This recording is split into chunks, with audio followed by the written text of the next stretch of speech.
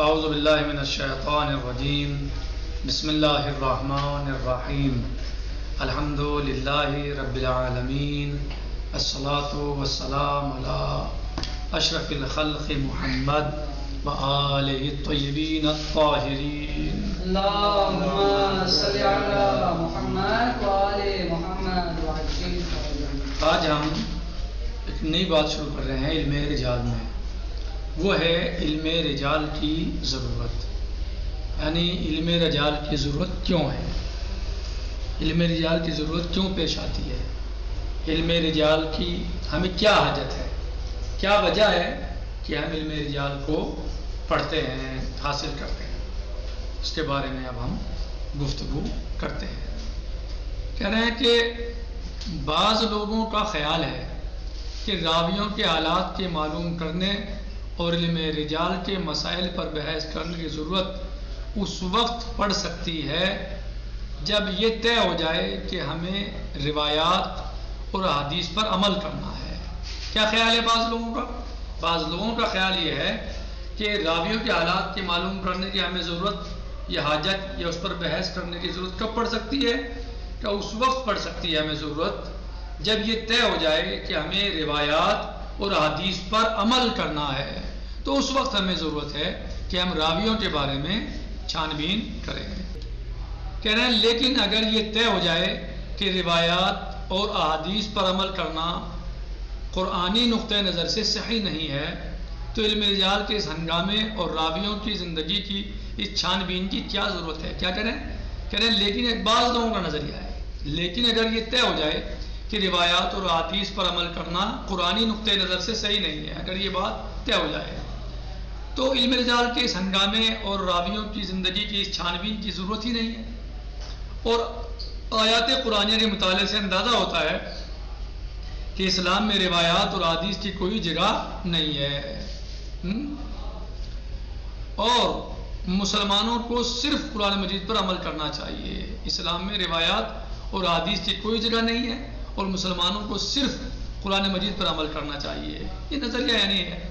اور اس کا راز یہ ہے کہ قرآن مجید کے بارے میں یہ بات قطعی اور یقینی ہے کہ وہ پروردگار عالم کی طرف سے نازل ہوا ہے. یعنی قرآن کریم میں کسی مسلمان کو بھی کوئی شک نہیں ہے کہ یہ اللہ کی طرف سے نہیں ہے، بلکہ ہر مسلمان جو انسان لا الہ الا اللہ محمد الرسول اللہ کہتا ہے، پڑھتا ہے، گواہی دیتا ہے تو وہ شخص اس پر ایمان رکھتا ہے کہ قرآن کریم کی شروع سے لے کر اور آخر تک جتنی بھی اس کے اندر آیات ہیں وہ سب کی سب مولا عز و جل کی طرف سے ہیں، اللہ سبحانہ و تعالیٰ کی طرف سے ہیں. اس میں کوئی بھی کمی اور زیادتی نہیں ہے. اور سرکار دو عالم صلی اللہ علیہ وسلم نے اسے قوم کے سامنے پڑھ کر بھی سنایا ہے، یعنی قرآن کریم کو، اور اسے مرتب بھی کرا دیا ہے. صحیح. لہذا اس پر عمل بہرحال ضروری ہے، جس پر قرآن کریم پر، ورنہ انسان کو یقینی حکم خدا سے انحراف کرنا پڑے گا. یعنی اگر قرآن کریم پر عمل ہو، یعنی نظریہ ہے یہ، اگر قرآن کریم پر عمل ہو تو 100% انسان جو ہے وہ اللہ کے حکم کی پیروی کر رہا ہے، اس کی اطاعت کر رہا ہے. اور اگر قرآن کریم کے علاوہ کسی اور بات پہ عمل کر رہا ہے تو اس کا مطلب یہ ہے کہ کہیں نہ کہیں انحراف کر رہا ہے حکم الہی سے. یعنی یہ نظریہ ہے. کیوں؟ کیونکہ قرآن کریم یقیناً اور 100% مولا عز و جل کا کلام ہے، اس میں کوئی شک اور شبہ نہیں ہے. اور یقینی حکم خدا سے انحراف کرنا شیطنت ہے، آدمیت یا اسلام نہیں ہے. یعنی اللہ کے حکم سے روگردانی کرنا یا اس سے انحراف کرنا یا اللہ کے حکم پر عمل نہ کرنا وہ کیا ہے؟ شیطنت ہے. یعنی سب سے بہترین چیز انسان کے لیے ہے کہ انسان کس پر عمل کرے؟ قرآن کریم پر عمل کرے. اور کیونکہ قرآن کریم پر عمل کرنے کا مطلب کیا ہے؟ کہ یقیناً اللہ کے حکم پر عمل کرنا ہے. اور قرآن کریم کے علاوہ کوئی بھی کتاب، کوئی بھی چیز آپ اسے گارنٹی سے نہیں کہہ سکتے کہ آپ نے اس پر عمل کر کے اللہ کے حکم پر عمل کیا ہے. کیوں؟ کیونکہ اگر نبی صلی اللہ علیہ وسلم نے فرمایا ہے تو ان کا فرمان تو برحق ہے، ان کا فرمان تو اللہ ہی کا حکم ہے. لیکن سوال یہ ہے کہ وہ نبی کریم نے فرمایا بھی ہے یا نہیں. صحیح. لیکن قرآن کریم میں ایسا کچھ نہیں ہے. قرآن کریم میں جو کچھ ہے وہ اللہ ہی کی طرف سے ہے، اس میں کسی نے کوئی کمی زیادتی نہیں کی ہے. نہ اس میں کوئی کمی زیادتی ہوئی ہے، بلکہ وہ اللہ کا حکم ہے، جیسے نازل ہوا تھا ایسے ہی آپ کے پاس وہ پہلا ہی موجود ہے۔ کہہ رہے ہیں کہ اس کے برخلاف روایات اور حدیث کا معاملہ یہ ہے کہ ان میں سے چند ایک کے علاوہ کسی روایت کے بارے میں یہ بات یقین کے ساتھ نہیں کہی جا سکتی ہے کہ معصوم سے صادر ہوئی ہے۔ یعنی ظاہر ہے کہ روایات بہت ساری کیا ہیں، غلط ہیں، خطا ہیں، بہت ساری گھڑی گئی ہیں، متفق علیہ کا معاملہ ہے۔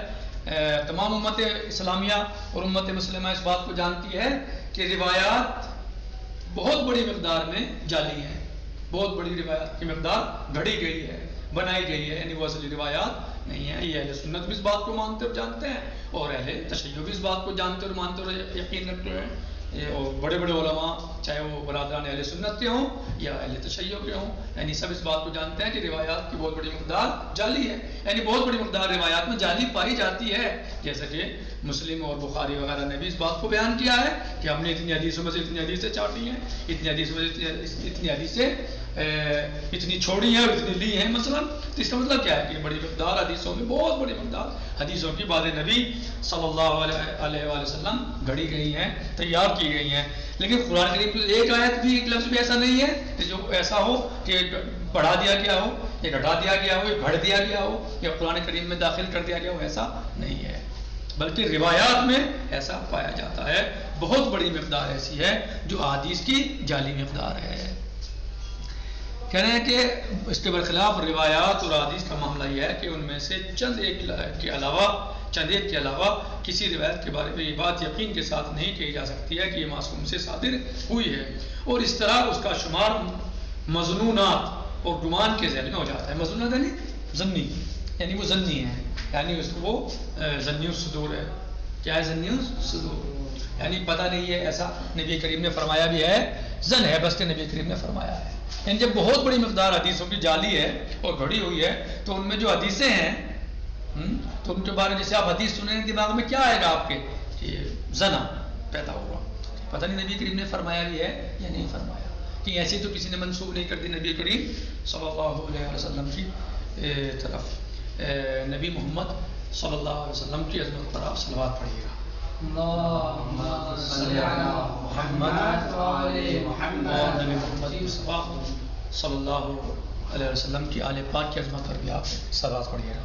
اللہم صلی علی محمد وعلی محمد۔ جی، اور اس طرح اس کا شمار مظنونات اور گمان کے ذیل میں ہو جاتا ہے، اور ظن و گمان پر عمل کرنے سے قرآن مجید میں بار بار منع کیا گیا ہے۔ یعنی ظن و گمان کو کیا کیا قرآن مجید میں منع کیا کہ آپ ظن پر یعنی سے بچیں، اور یہاں تک کہہ دیا گیا ہے کہ ظن حق کے مسائل میں کسی کام نہیں آ سکتا ہے۔ صحیح، حق کا تعلق علم و یقین سے ہے۔ حق کہاں ہوتا ہے؟ علم و یقین میں ہوتا ہے۔ ظن سے بچیے آپ جو ہے، بہت سارے ظن جو ہے کیا ہوتے ہیں؟ سو ہوتے ہیں، اسم ہوتے ہیں۔ جی، بہت سارے ظن جو ہے وہ اسم ہوتے ہیں، یعنی گناہ ہوتے ہیں، یعنی آپ ان سے بچیے، آپ ان سے پرہیز کیجیے۔ تو جب ظن جو ہے بہت سارے یعنی اسم ہوتے ہیں، گناہ ہوتے ہیں، جی، تو پھر جو ہے وہ ان میں کیسے آپ جو ہے وہ مثلا دین حاصل کر سکتے ہیں؟ اس طریقے سے یہ کیسے اس پر عمل آپ کریں گے؟ ٹھیک ہے، یا آپ اس پر عمل کر کے کیسے آپ جو ہے وہ اپنے آپ کو مطمئن کر سکتے ہیں کہ ہم نے مولا عز و جل کے حکم پر عمل کر لیا ہے۔ صحیح، تو لہٰذا حق کہاں ہوتا ہے؟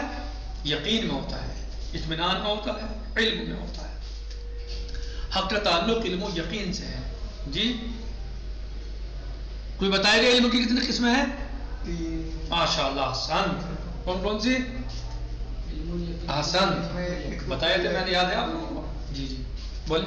علم الیقین، عین الیقین، یہ عرفا کے جو ہے وہ باتیں ہیں۔ جی، اور ظن و گمان پر کہتے ہیں کہ یقین کے کہہ رہے ہیں کہ